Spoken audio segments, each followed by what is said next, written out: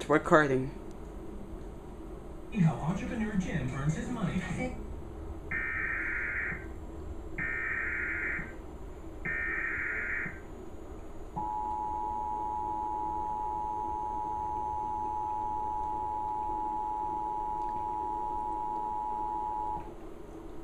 National Weather Service in the Twin Cities has issued a tornado warning for northeastern Goodhue County in southeast Minnesota, southern Pierce County, southwestern Pepin County until 8 p.m.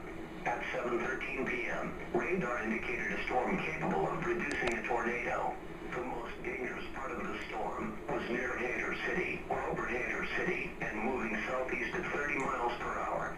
Locations in the warning include Esdale, Bay City, Maiden Rock, Frontenac, Plum City, Stockholm, Porcupine, Pepin, Ella. When a tornado warning is issued based on radar, it means that strong rotation has been detected in the storm.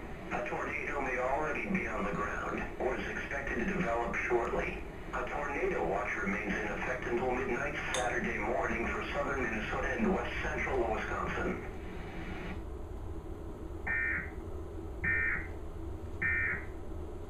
The mic don't feel like they can't come to me. No conversation was